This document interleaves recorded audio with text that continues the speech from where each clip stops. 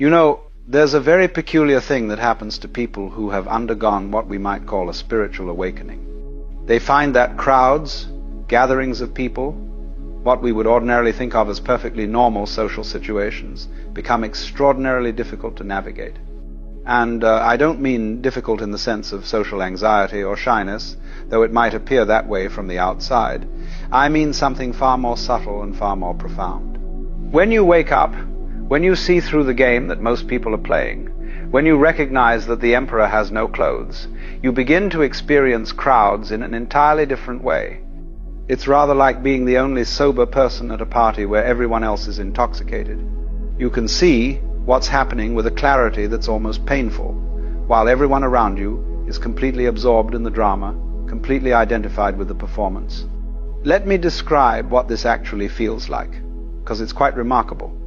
When a spiritually awake person enters a crowd, the first thing they notice is the noise. And I don't mean just the physical noise, though that's certainly part of it.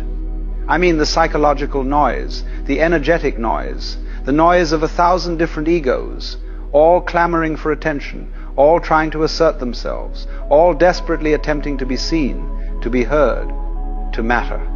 It's like walking into a room full of radios, each tuned to a different station, all playing at maximum volume, and the awake person can hear all of it simultaneously.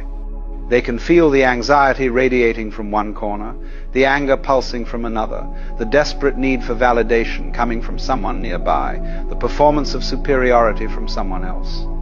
It's overwhelming in a way that's very difficult to describe to someone who hasn't experienced it.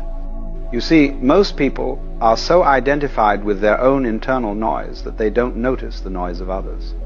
They're so busy with their own thoughts, their own concerns, their own little drama, that they're essentially insulated from the collective cacophony. But the person who has awakened has in a sense dropped their own noise, or at least learned not to identify with it, and so they become extraordinarily sensitive to the noise of others. It's rather like what happens when you stop talking yourself. Suddenly you can hear what everyone else is saying.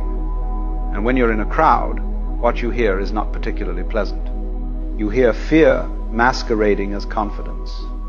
You hear emptiness pretending to be fullness. You hear the desperate hunger for meaning, for connection, for something real, all covered over with layers upon layers of social performance. Now, let me be clear about something. The awakened person doesn't judge this. They don't look down on people in crowds and think themselves superior.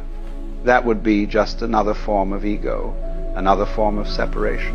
What they feel